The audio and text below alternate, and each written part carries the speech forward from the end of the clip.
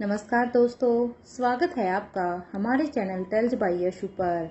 यहाँ पर आपको मिलेंगी अनोखी और रोचक कहानियाँ। अगर आपको हमारी कहानियाँ पसंद आती हैं तो कृपया करके हमारी वीडियो को लाइक करें, इसको अपने दोस्तों के साथ शेयर करें और अगर आप इस चैनल पर नए हैं तो कृपया करके सब्सक्राइब करें। आपका हमारे चैनल पर विजिट करने के लिए बहुत बहुत धन्यवाद। चलिए आज की कहानी का सफर शुरू करते हैं। पिछले एपिसोड में हम सब ने सुना था कि एक तरफ जहाँ पर अनिका लतिका को अब आकाश से मिलने के लिए लेकर जाती है, क्योंकि लतिका गार्डन में अकेली बैठी हुई थी और वो यहाँ पर काफ़ी उदास थी। तो वो यहाँ पर लतिका को ये कहकर लेकर जाती है कि चलो लॉन्ग ड्राइव पर चलते हैं। और अब वो यहाँ पर क्योंकि आकाश से मिलना चाहती थी। इधर दूसरी तरफ यहाँ पर दो आदमी अब यहाँ पर एक घर में आते हैं और वो यहाँ पर देखते हैं कि वहाँ पर एक शख्स पहले से ही लेटा हुआ था और यहाँ पर उस शख्स का बेटा अब कहता है, अंकल अंकल अब तक आपको राजमहल की नई रानी के बारे में तो पता ही चल गया होगा ना। इस बात पर अब वो आदमी कहता है, हाँ हानि का कुलेरिया ही है ना वो। इस बात पर अब वो आदमी हाँ में अपने सिर को हिला देता है, क्योंकि ये दोनों लोग कोई और नहीं बल्कि वो यहाँ पर यशपाल अग्रवाल और साथ के साथ सर जी थे।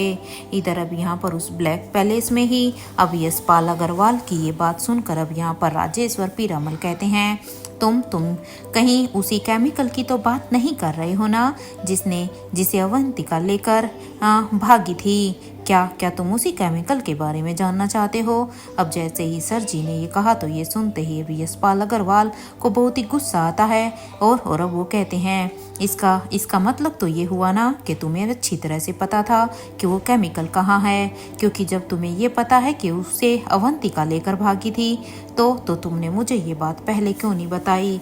मुझसे अभी तक वो बात क्यों छिपाई गई है? इसके अरे इतनी बड़ी बात और वो भी मुझसे छिपाई गई। मुझे तुमसे ये उम्मीद नहीं थी। इतने समय से तुम मेरे साथ रह रहे हो और मेरे साथ ही इतना बड़ा धोखा। और ये कहते हुए ही इसके बाद अब वो यहाँ पर सीधे ही अब सर जी से कहते हैं, मैं तुम्हें जान से मार दूंगा। तुमने मेरे साथ ये क्यों किया? अगर तुम्हें पता था कि वो केमिकल अवंतिका के पास है तो तुम्हें मुझे बताना चाहिए था। अब तक तो कितने साल हो गए हैं, अब वो केमिकल तो तभी हमारे हाथों लग जाता। और ये कहते हुए ही गुस्से में ही यशपाल अग्रवाल अब अचानक से सब कुछ भूल जाते हैं कि वो दोनों मिलकर ही सारी प्लानिंग करते हैं। और अब वो यहाँ पर सीधा ही राजेश्वर पीरामल के गले को दबाने लगते हैं कि वो अपने गुस्से पर कंट्रोल नहीं कर पाते। उन्हें एक पल के लिए ऐसा लगता है जैसे राजेश्वर ने उसे धोखा दिया है। उसे पता था सब कुछ लेकिन उसने फिर भी उसे नहीं बताया। तो वहीं अचानक से यशपाल अग्रवाल का ऐसा रिएक्शन देखकर अब खुद राजेश्वर भी एकदम से काफ़ी हैरान थे कि ये वो क्या कर रहे हैं। और अब वो यहाँ पर खुद को छुटाने में लगे हुए थे, क्योंकि उन्हें पता था कि अगर उसने कुछ सेकंड और उनके गले को पकड़ाए रखा तो वो ऐसे ही अपने प्राण त्याग देंगे। इसलिए वो अपने गले को छुड़वाने की कोशिश करते हुए ही कहता है, मेरी एक बात तो सुनो। अरे बिना पूरी बात के सुने ही ऐसे ही मेरी गर्दन पर आकर चपट गए। पहले मेरी गर्दन को छोड़ो और जो मैं कहना चाहता हूँ उसे ध्यान से सुनो। राजेश्वर पीरामल ने जैसे ही यहाँ पर यशपाल से ये कहा तो ये सुनते ही भी यशपाल अग्रवाल अब कहते हैं, ठीक है जल्दी से अपना मुंह खोलो और हाँ कोई भी बकवास बात नहीं करनी है। देखो मेरे पास अब समय नहीं है। तुम्हारी अभी इस हरकत से तो मुझे ऐसे लग रहा है कि इतने सालों से इतने साल मैंने तुम्हारे साथ बस ऐसे ही बर्बाद कर दिए। तुम्हें सब कुछ पता था लेकिन फिर भी मुझे नहीं बताया।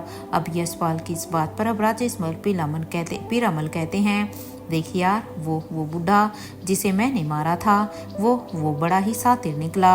अब यहाँ पर राजेश्वर पीरामल यहाँ पर अब अपने बाप यानी कि गुरुदेव के बारे में ही बात कर रहे हैं। और अब वो अब उसकी इस बात को सुनते ही यशपाल अग्रवाल कहते हैं, तुम कहना क्या चाहते हो?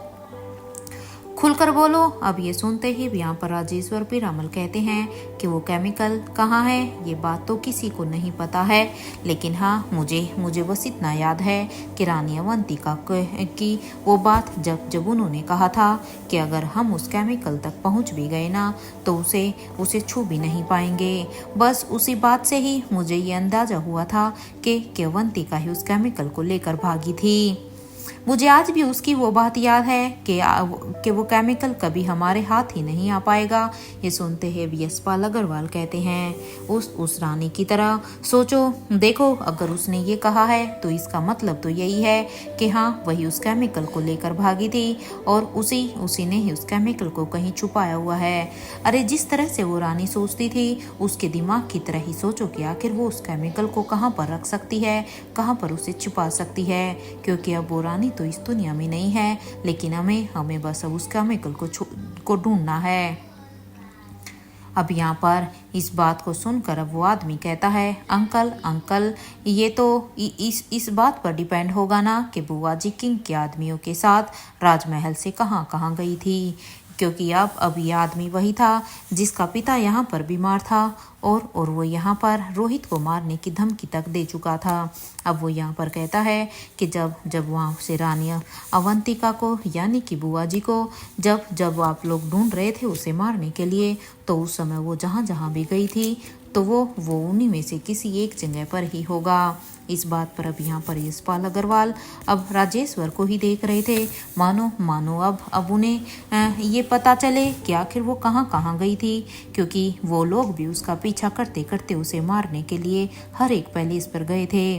तो वहीं अब राजेश्वर पीरामल भी जैसे ही यशपाल उन्हें देखता है तो वो भी उसकी तरफ देखते ही मानो वो अब कुछ सोच में पड़ जाते हैं। वो भी सोच में ही थे। तो वहीं अब वो बूढ़ा जो कि यहाँ पर बेड पर लेटा हुआ था, इन सभी की ही वो सारी की सारी बातें सुन रहा था। लेकिन अफसोस की बात ये थी कि वो यहाँ पर किसी को अपने मन की बात नहीं बता सकता था, वो बस इनकी सुन सकता था। इन सब की बातों को सुनने के बाद अब वो भी यहाँ पर अब अपने मन में ही कहता है, आखिर मेरी बहन उस केमिकल को कहाँ पर छुपा कर रख सकती है। ये तो मानना पड़ेगा कि वो बचपन से ही बहुत ही शातिर थी, लेकिन उसके दिमाग की तरफ कैसे सोचें, कहाँ हो सकता है वो केमिकल। मुझे बस उसके दिमाग की तरह ही सोचना होगा ताकि उस केमिकल के बारे में पता चल सके। वो राजमहल से अपने बेटे को लेकर कहाँ गई थी। हो ना हो उसने उस केमिकल को सच में किसी ऐसी जगह पर ही छुपाया होगा। जब वो राजमहल से निकलने के बाद जहाँ गई थी उनमें से किसी एक जगह पर, जहाँ के बारे में शायद हम सोच भी नहीं सकते हैं। कोई ऐसी जगह, कौन सी जगह हो सकती है वो। यहाँ पर ये सभी इधर अपनी ही सोच में थे कि तभी अब यहाँ पर यशपाल अग्रवाल का फ़ोन बजने लगता है। जैसे ही यशपाल अग्रवाल का फ़ोन बजता है तो जो वो अपने फ़ोन की स्क्रीन को देखता है तो और उस स्क्रीन की तरफ देखकर अब वो फ़ोन उठाता है। जैसे उसने फ़ोन उठाया तो सामने से अब उन्हें एक आदमी की आवाज़ आती है।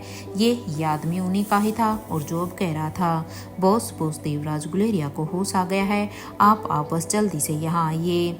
अब अपने उस आदमी की ये बात सुनते ही भी यशपाल अग्रवाल के चेहरे पर एक समाइल आ जाती है। क्योंकि उसे तो बस इसी दिन का ही इंतजार था कि कब देवराज गुलेरिया को होश आएगा। क्योंकि अनिका ने देवराज गुलेरिया का मार कर वो हाल कर दिया था कि उसे बचाना इन लोगों के लिए थोड़ा सा मुश्किल था। लेकिन फाइनली अब उन्हें यहाँ पर अब एक बड़ी विक्ट्री हासिल हो गई थी। क्योंकि अब उनका उन चार में से एक खास आदमी अब उनके पास था और वो भी अब पूरे होश हवास में। इधर ये सुनते ही यशपाल अग्रवाल के चेहरे पर समाइल थी और वो अब अपनी समाइल के ही साथ अब अपने आदमी से कहते हैं, देखो उसका ख्याल रखना, हम बस अभी जल्द ही वहाँ पर पहुँचते हैं। और इस बात पर अब उन्हें फिर सामने से आवाज़ आती है, ओके बॉस, लेकिन जल्दी आना। इधर ये सुनते ही यहाँ पर अब यशपाल अग्रवाल अब अपने फ़ोन को डिस्कनेक्ट कर देते हैं। इधर यशपाल के चेहरे पर ये समाइल राजेश्वर पीरामल ने भी देख ली थी और उनकी समाइल को पढ़ते हुए वो यहाँ पर कहते हैं, क्या हुआ है, क्या कोई अच्छी खबर है क्या। इस बात पर अब यशपाल अग्रवाल कहते हैं, हाँ सच में एक बहुत ही गुड न्यूज़ है। इस बात पर अब यशपाल अग्रवाल कहते हैं, इस बात पर अब राजेश्वर पीरामल कहते हैं, लेकिन क्या है वो गुड न्यूज़। मेरा मतलब है कि यहाँ पर अब उन्होंने इतना ही कहा था कि तभी अब यशपाल अग्रवाल कहते हैं, वो गुड न्यूज़ ये है कि देवराज को होश आ गया है और ये हमारे लिए एक सबसे बड़ी जीत हो सकती है। क्योंकि हमारे 4 आदमियों में से अब एक हमारे पास है और वो अब इस मिशन में हमारी सबसे बड़ी हेल्प कर सकता है। मुझे इसी का इंतजार था। इस बात पर अब उस रूम में सभी के चेहरे पर ये खबर सुनकर एक समाइल आ जाती है। तो वहीं अब यशपाल अग्रवाल कहते हैं, अब वो गोल्डन ड्रग क्या है। क्योंकि यशपाल अग्रवाल अब गोल्डन ड्रग के बारे में जानना चाहते थे, क्योंकि उसे इसके बारे में अभी तक कुछ भी नहीं पता था। अब वो कहते हैं मुझे इसके बारे में क्या कोई कुछ बताएगा कि आखिर ये गोल्डन ड्रग क्या है और इसके बारे में मुझे अब तक कुछ भी क्यों नहीं पता। इधर ये सुनते ही अब राजेश्वर पीरामल एक पल के लिए तो खामोश हो जाते हैं, क्योंकि उन्हें पता था कि अगर वो यहाँ पर गोल्डन ड्रग के बारे में कुछ भी कहेंगे तो कहीं यशपाल फिर से अपना आपा खो दें और वो फिर से उसकी गर्दन न दबा दें। इसलिए कुछ देर खामोश रहने के बाद अब वो यहाँ पर अपने सामने खड़े हुए अब उस आदमी से कहते हैं, बेटा सूर्या, रानी साहिबा के वफादार अभी भी जिंदा है या फिर अभी चल बसे हैं, क्योंकि उनकी जिम्मेदारी तो यहाँ पर तुम लोगों के ऊपर थी ना, तो क्या वो जिंदा है? अब ये सुनते ही अब यहाँ पर सूर्या, जो कि यहाँ पर रानी अवंतिका को अपनी बुआ जी कह रहा था, अब वो सूर्या कहता है, अंकल वो भी तो जिंदा है, लेकिन हाँ, उनके जिंदा होने का भी हमें कोई फ़ायदा नहीं है, क्योंकि उनमें से कोई भी अपना मुंह तक खोलने के लिए तैयार ही नहीं है। हमने कितनी ही कोशिशें की हैं, कितनी ही प्रताड़ना उनके ऊपर की हैं, लेकिन वो कह रहे हैं कि उन्हें मरना मंजूर है, लेकिन वो किसी को कुछ भी नहीं बताएंगे। इधर सूर्या की इस बात पर अब वो कहते हैं तो फिर ठीक है, चलो अपने यशपाल अंकल को ही जरा वो उसका नमूना तो दिखा दो, ताकि इन्हें भी पता चले कि आखिर गोल्डन ड्रग क्या है। इधर राजेश्वर की इस बात पर अब सूर्या कहता है, ठीक है फिर आप दोनों चलिए। और ये कहते हुए वो अब यहाँ पर अपने पापा की तरफ देखता है और कहता है, पापा आप तब तक आराम से लेटिए, मैं बस अभी थोड़ी देर में ही आ जाऊंगा, आप बिल्कुल भी चिंता मत कीजिए। इस बात पर जैसे ही सूर्या ने अपने पापा से ये कहा तो वहाँ पर बेड पर लेटा हुआ बूढ़ा आदमी अब हमें अपने पलकों को झपका देता है। तो वहीं सूर्या भी अब उन्हें कहता है, आइए आप मेरे साथ आइए, मैं भी आपको दिखाता हूँ। इधर ये सुनते हैं यशपाल अग्रवाल और राजेश्वर पीरामल दोनों ही अभी अपने चेहरे पर अपना फिर से मास्क लगा लेते हैं और वो भी अब यहाँ पर बाहर निकलकर सूर्या के पीछे पीछे जाने लगते हैं। एक तरफ जहां पर ये लोग अभी उस रानी अवंतिका के उन वफादारों को देखने के लिए जा रहे थे, तो वहीं दूसरी तरफ यहाँ पर कैलाश अधिकारी के पैलेस में अब तक अनिका भी यहाँ पर प्रिंसेस लतिका के साथ वहाँ पर उस पैलेस में पहुँच चुकी थी। वहाँ आने के बाद अब यहाँ पर अनिका कहती है, सो लतिका बेटा, be ready for your surprise. अब यहाँ पर सच में लतिका को भी सरप्राइज बहुत ही अच्छे लगते थे, इसलिए वो तो काफ़ी एक्साइटेड थी कि आखिर उसके अनिका मौसी उसके लिए क्या सरप्राइज दिखाने वाली हैं। ये सुनते ही लतिका भी हाँ में अपने सिर को हिला देती है और कहती है, यस मासी, अब सच कहूँ तो हमसे और पेशेंस नहीं हो रहा, इसलिए प्लीज जल्द से जल्द हमें हमारा सरप्राइज दीजिए। जैसे ही लतिका ने ये कहा तो अब यहाँ पर अनिका कहती है, ठीक है लतिका बेटा, तो चलो आप बस अब अपने सरप्राइज के बिल्कुल क्लोज हो, लेकिन उसके लिए आपको सबसे पहले इस गाड़ी से उतरना होगा। जैसे ही अनिका ने लतिका से ये कहा तो लतिका हाँ में अपने गर्दन को हिला देती है। तो इधर यहाँ पर पैसेंजर सीट से अब लतिका खिड़की को खोलकर गाड़ी से नीचे उतर जाती है, तो उधर अपनी ड्राइविंग सीट की तरफ से अब अनिका भी खिड़की को खोलकर गाड़ी से नीचे उतरती है। इधर वो दोनों ही यहाँ पर गाड़ी से नीचे उतरकर अब यहाँ पर कैलाश अधिकारी के इस पैलेस के अंदर की तरफ जाने लगते हैं। इधर उन दोनों को देखकर अब यहाँ पर कैलाश अधिकारी का एक आदमी अब उन्हें देखते ही पहचान जाता है और अब वो जल्दी से उनके पास आकर कहता है, रानी साहिबा, आप दोनों यहाँ पर। अब ये सुनते ही अब अनिका कहती हैं, हाँ वो मुझे कैलाश अधिकारी से मिलना है ना, क्या वो अंदर ही हैं? इस बात पर अब वो आदमी हाँ में अपने सिर को हिला देता है। तो वहीं अब अनिका अब लतिका से कहती है, चलो लतिका, और अब वो लतिका का हाथ पकड़कर उसके साथ अब अंदर की तरफ जाने लगती हैं। इधर अनिका और लतिका दोनों जैसे ही यहाँ पर अंदर की तरफ पहुँचती हैं तो यहाँ पर कैलाश अधिकारी अब अपने हॉल के सोफे पर ही बैठकर वो आरव को खिला रहा था। इधर जैसे ही यहाँ पर लतिका ने जैसे ही आरव को कैलाश अधिकारी की गोद में देखा तो वो अब अपने आप को नहीं रोक पाई और वो दौड़कर जल्दी से उसके पास चली जाती है और कहती है, आरव कैसे हो तुम? हाँ इधर लतिका को वहां अचानक से देखकर कैलाश अधिकारी भी अभी हैरानी में थे। उन्हें कुछ समझ में ही नहीं आया कि आखिर अनिका बिना बताए उनके पास कैसे मिलने के लिए आई है। इसलिए वो अब अपनी हैरानी से बस सामने खड़ी अनिका को ही देख रहे थे और वो अब यहाँ पर अपनी हैरानी में ही अब अनिका से कहते हैं, रानी साहिबा आप यहाँ पर, अगर आप यहाँ पर आ रही थी तो पहले हमें बता देती। अब ये सुनते ही अब अनिका कैलाश अधिकारी को कहती है, हाँ बस वो मेरा प्लान बस सडनली ही हो गया। वो क्या है ना कि मुझे आकाश से मिलना था। क्या आप मुझे बता सकते हैं कि आकाश कहाँ है? अनिका की इस बात पर अब कैलाश अधिकारी कहते हैं, वो तो अपने रूम में होगा और श्रेया और पिंकी वो दोनों अभी अपने डांस की प्रैक्टिस कर रही हैं। और मैं तो आप देख ही चुकी हो कि मैं यहाँ पर आरव के साथ खेल रहा था। ये सुनते ही अब अनिका कहती है, हाँ तो ठीक है फिर मैं एक बार आकाश से मिल कर आती हूँ। और ये कहते हुए ही अनिका अब आकाश के रूम की तरफ जाने लगती है। तो वहीं इधर लतिका भी यहाँ पर कैलाश अधिकारी के साथ मिलकर अब आरव के साथ खेलने लगती हैं। इधर अनिका को इस तरह से आकाश के कमरे की तरफ जाता हुआ देखकर अब कैलाश अधिकारी अभी भी अपने ही मन में थे। हालांकि उनकी हिम्मत नहीं हुई कि आखिर अनिका इस तरह से आकाश से मिलने के लिए कैसे आई है, लेकिन वो अभी अपने मन में ही सोचते हैं, अनिका का यहाँ आना ये कोई नॉर्मल बात तो नहीं लग रही है मुझे। जरूर कोई ना कोई बड़ी बात तो होगी, इसलिए ही अनिका यहाँ पर उससे मिलने के लिए आई है। अब क्या जानना चाहती है ये? जहाँ एक तरफ अनिका के आने से कैलाश अधिकारी के दिमाग में अब बहुत सारी बातें चल रही थी, बहुत सारे क्वेश्चन अब उनके दिमाग में आ रहे थे। तो वहीं दूसरी तरफ अब अनिका भी आकाश के रूम के दरवाजे के पास पहुंच जाती है और वहां जाने के बाद अब वो आकाश के रूम के दरवाजे को नॉक करने लगती है। कुछ ही देर के बाद जब सामने से दरवाजा खुला तो वहां पर आकाश को देखकर अब अनिका के चेहरे पर स्माइल आ जाती है। तो वहीं आकाश ने जैसे ही यहाँ पर सामने दरवाजे पर अनिका को खड़ा देखा तो आकाश को तो यहाँ पर आकाश के जो एक्सप्रेशन थे वो सब कुछ मिले जुले थे। उसके चेहरे पर एक खुशी भी थी कि वो अनिका को फाइनली इतने दिनों के बाद अपने सामने देख रहा था। तो साथ के साथ उसे एक शौक भी लगा था कि आखिर अनिका भी यहाँ पर अचानक उससे मिलने के लिए आई है या उसे कुछ काम है। इधर अपनी बहन को देखकर अब आकाश सीधे ही कहता है, अनिका तुम यहाँ पर? सच में what a present of surprise. मैंने उम्मीद नहीं की थी कि तुम मुझसे मिलने के लिए आओगी। क्या तुम पेरिस में ही थी? एनीवे पहले तुम अंदर आओ, उसके बाद ही बातें करते हैं।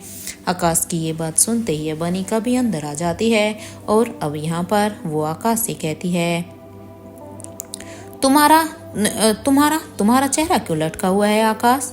तुम्हें तो यहाँ पर खुश होना चाहिए ना कि फाइनली तुम अपनी फैमिली के साथ एक अच्छा क्वालिटी टाइम स्पेंड कर रहे हो। इतनी मुश्किलों के बाद तो तुम्हें यहाँ पर अपने काम से थोड़ा सा छुटकारा मिला है। अब अनिका की इस बात पर अब आकाश कहता है, यार मैं यहाँ पर सच कहूँ तो अनिका मैं इरिटेट हो चुका हूँ। अब मुझसे यहाँ पर अब और नहीं रहा जा रहा। सच कहूँ अनिका मैं अपने काम के साथ ही काफी खुश था। यहाँ पर रहने के बाद तो अब मुझे ये लग रहा है कि पता नहीं ये दिन कैसे निकलेगा और पता नहीं ना जाने और कितने ही दिन मुझे यहाँ पर रहना पड़ेगा। वैसे अनिका छोड़ो इन सब बातों को, तुम मुझे बताओ कि क्या वाकई में पापा ने तुम्हारी मासी यानी कि मेरा मतलब है कि शीला का खून किया था? क्या उन्होंने सच में शीला को मारा है? अब यहाँ पर उसकी ये बात सुनते ही अब अनिका कहती है, लगता है तुम्हें पूरी न्यूज़ नहीं सुनी है आकाश, क्योंकि अगर तुम पूरी न्यूज़ सुनते तो शायद तुम मुझसे ये सवाल नहीं कर रहे होते। अनिका की इस बात को सुनकर अब आकाश कहता है, नहीं अनिका मैंने सब कुछ सुना है स्टार्टिंग से लेकर लास्ट तक, लेकिन मुझे सच में कुछ समझ में ही नहीं आता है कि आखिर तुम्हारी मासी की मौत किसने की है, उसकी मौत कैसे हुई है? क्योंकि न्यूज़ चैनल पर तो जो मैंने देखा है उससे कोई भी बात बिल्कुल भी स्पष्ट ही नहीं है अनिका। और पापा उसमें इन्वॉल्व कैसे हो गए? जरूर कुछ ना कुछ तो ऐसा हुआ होगा जिससे पापा को ये सब कुछ अपने सिर लेना पड़ा। आकाश की इस बात को सुनकर अब अनिका कहती है, आकाश देखो, जो होना था वो हो गया, और वो किसने किया किसने नहीं किया ये बात की बातें हैं। वैसे भी इन बातों को, इस टॉपिक को उठाने से अब कोई भी फायदा नहीं है, क्योंकि ये केस तो वैसे भी क्लोज हो चुका है। और तुम्हारे लिए और मेरे लिए सबसे बड़ी बात ये है कि राजीव अंकल अभी सुरक्षित हैं और वो इस केस से बिल्कुल फ्री हैं। अब यहाँ पर ही इसलिए इन बातों को छोड़ो, इसलिए चलो पहले नीचे चलो। अब अनिका की इस बात पर अब आकाश कहता है ठीक है अनिका, चलो चलते हैं। और यहाँ पर अब आकाश और अनिका अब आकाश के कमरे से निकलकर अब वो बाहर आते हैं, और जैसे ही वो नीचे आते हैं तो वहाँ पर सामने लतिका को देखकर अब आकाश के चेहरे पर एक स्माइल आ जाती है, क्योंकि आकाश ने नहीं सोचा था कि वो इस तरह से लतिका को यहाँ पर एकदम अपने सामने में पाएगा, क्योंकि यानी लतिका के साथ आकाश का एक बॉन्ड स्टार्टिंग से ही था, जब तो उसे ये भी नहीं पता था कि वो उसकी बहन आलिशा की बेटी है। तो वहीं इधर आकाश को देखकर अब लतिका भी काफी खुश हो जाती है, और अब वो कहती है मामू मामू पिंकी का डांस खत्म हो गया है क्या? वो देखिए ना, मुझसे अब और इंतजार नहीं हो रहा, मैं जल्द से जल्द पिंकी से मिलना चाहती हूँ। लतिका की इस बात पर अब आकाश कहता है अभी आप अपने मामू के साथ थोड़ा सा टाइम स्पेंड करो बेटा, तब तक यहाँ पर शायद पिंकी भी अब अपने डांस की प्रैक्टिस कर यहाँ पर आ जाएगी। आकाश की इस बात पर अब लतिका कहती है ओके मामू। तो वहीं अब तक यहाँ पर जब आकाश और लतिका दोनों ही एक दूसरे के साथ अपना टाइम स्पेंड कर रहे थे, वो दोनों एक दूसरे से बातें कर रहे थे, साथ के साथ खेल रहे थे, तो वहीं अब तक श्रेया और पिंकी भी अपनी प्रैक्टिस करने के बाद वहां पर आ जाती हैं।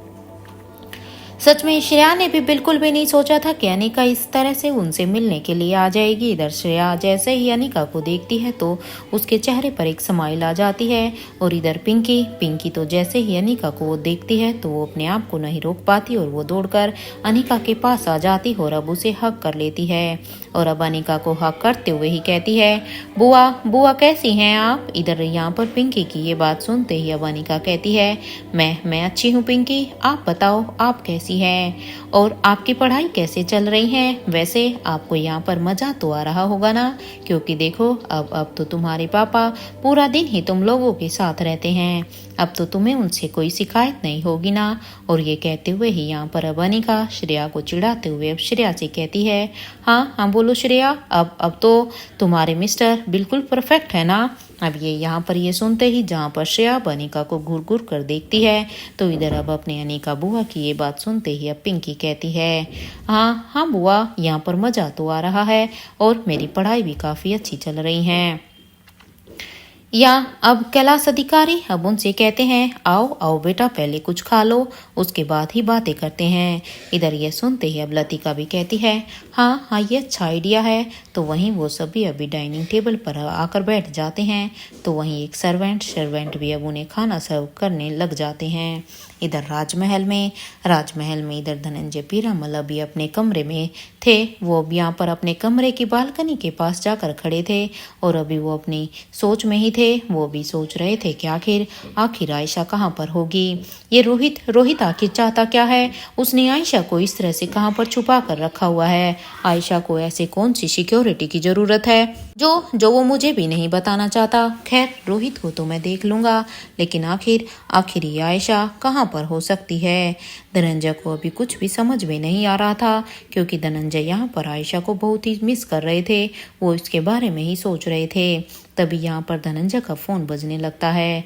इधर वो जैसे ही अपने फोन की स्क्रीन को देखते हैं तो यहाँ पर एक अननोन नंबर से उन्हें कॉल आ रहा था। इधर उस अननोन नंबर की वजह से पहले तो वो यहाँ पर अब अपने फोन को इग्नोर करते हैं, और वो यहाँ पर अब अपनी ही सोच में थे कि तभी अब उनके फोन पर कॉल ना उठने की वजह से अब एक मैसेज का नोटिफिकेशन आता है। जैसे ही धनंजय को अब मैसेज के नोटिफिकेशन की आवाज़ सुनाई देती है तो वो अब यहाँ पर जल्दी से अब अपने फ़ोन को उठाकर उस मैसेज को पढ़ते हैं। जैसे उन्होंने मैसेज को खोला तो उसमें लिखा हुआ था धनंजय पीरामल को अपने मामा का ढेर सारा प्यार, उम्मीद करता हूँ तुम मुझे भूले तो नहीं होगे। हाँ चलो अब अपने मामा का फ़ोन भी उठा लो, मुझे तुमसे कुछ बात करनी है। ये पढ़ते हुए ही अब धनंजय यहाँ पर उन्हें रिप्लाई करते हुए ही ये पढ़ते ही धनंजय अब उन्हें रिप्लाई करते हुए ही मैसेज टाइप करता है, डू नॉट डिस्टर्ब। इसे सेंड करने के बाद अब वो यही सोच रहे थे कि उन लोगों की इतनी हिम्मत कि वो मुझे फ़ोन कर रहे हैं। मामा जी का हाल मुझसे छुपा नहीं है और किंग ने उसका ऐसा हाल क्यों किया था, इस बात से तो मैं अच्छी तरह से वाकिफ़ हूँ, क्योंकि सच कहूँ तो वो ऐसा हाल ही डिजर्व करते थे। मैं उन लोगों से बिल्कुल भी नहीं मिलना चाहता। सोरिया, मैंने तुम्हें पहले ही वार्न किया था कि तुम मुझसे दूर रहो और खास करके राजमहल से दूर रहो, लेकिन तुमने मेरी बात नहीं मानी। तुमने ये अच्छा नहीं किया। यहाँ पर धनंजय अभी अपनी ही सोच में थे कि तभी अब उनके फ़ोन पर फिर से एक मैसेज का नोटिफिकेशन आता है।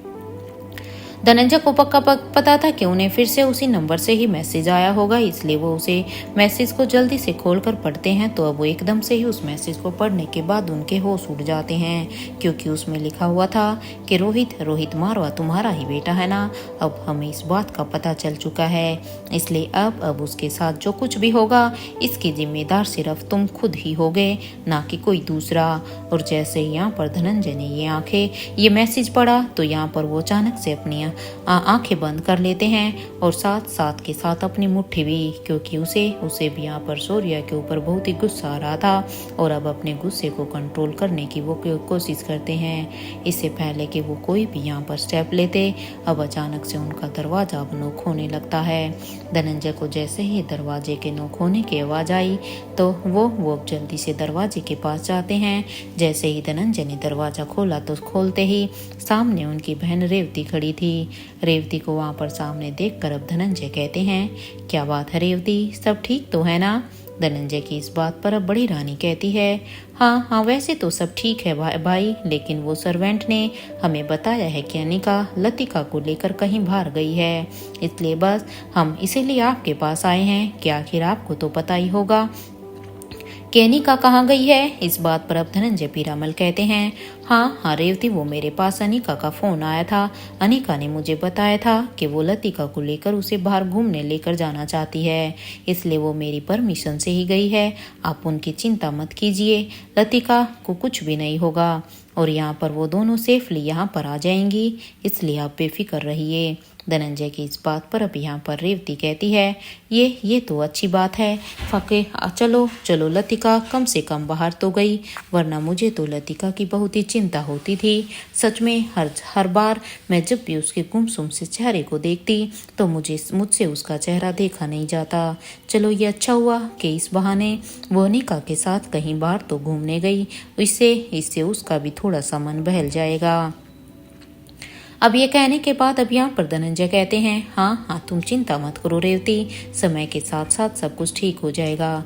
वैसे अब यहाँ पर अब रेवती कहती है, नीचे खाना लग गया है, चलो चलकर खा लेते हैं। इधर ये सुनते ही अब धनंजय पीरामल भी कहते हैं, ठीक है रेवती चलो। और धनंजय और रेवती दोनों ही अब डिनर के लिए डाइनिंग टेबल की तरफ जाने लगते हैं। तो वहीं दूसरी तरफ इधर बूढ़े किंग के पैलेस में रिया भी यहाँ पर कहती है, दादी माँ आपको दादू की याद नहीं आती है क्या। देखो ना, मेरा मतलब है कि आप कभी भी उनसे बात नहीं करती हैं। सच में मुझे तो दादू की इतनी याद आ रही है, मेरा मन कर रहा है कि काश मैं उनसे अभी बात कर लेती। इधर जैसे ही रिया ने ये कहा, ये सुनते ही बाइशा मारवा कहती है, वैसे रिया अगर हम सच कहें तो हमें भी आपके दादू की बहुत ही याद आती है, लेकिन हम क्या कर सकते हैं, हम तो उनसे यहाँ पर आने के बाद बात भी नहीं कर सकते। अब उनकी इस बात को सुनकर अब रिया कहती है कि आप फ़ोन से दादू से बात कर सकते हैं ना दादी माँ। इधर रिया की इस बात पर अब आयशा मारवा कोई भी जवाब नहीं देती कि तभी अब यहाँ पर सभी के कानों में ही अब किंग की आवाज़ आती है और जो कि कह रहे थे कि आप बच्चों की मैथमेटिक्स की प्रैक्टिस पूरी हो गई है, कल एग्ज़ाम है ना आप सभी का। इधर किंग की इस बात पर अब अलेक्जेंडर कहता है, बड़ी वैसे तो सब हो गया है, बस कुछ क्वेश्चन है जो अभी समझ में नहीं आ रहा है। इस बात पर अब किंग कहते हैं, इट्स ओके, अगर ऐसी बात है तो उन्हें मुझे दिखाना, मैं बता दूंगा, जिससे तुम्हें सारे के सारे डाउट क्लियर हो जाएंगे।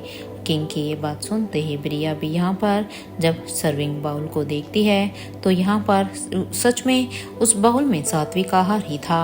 इसलिए उस सात्विक आहार को देखकर अब वो अपने हाथ को अपने सिर पर मारते हुए कहती है, सच सच मेरी कहाँ फंस गई है तू। हाँ, मैं इससे तो अच्छा मैं इस खाने की तारीफ ही नहीं करती। अगर मैं उस दिन तारीफ ही नहीं करती तो मुझे डेली ये खाना भी नहीं खाना पड़ता। अब क्या खाऊंगी मैं? लगता है कि मुझे भी यही भूख के मारे खाना ही पड़ेगा, वो भी बिना अपनी मर्जी के। और ये सोचते हुए रिया भी यहाँ पर अब अपनी प्लेट में ना चाहते हुए भी कुछ पोर्शन डाल लेती है और वो इसे खाने लगती है। तो वहीं आयशा भी अब यहाँ पर किंग से कहती है, क्या मैं फ़ोन पर किसी से बात कर सकती हूँ? इस बात को सुनकर अब किंग यहाँ पर कहते हैं, आखिर तुम्हें किससे बात करनी है?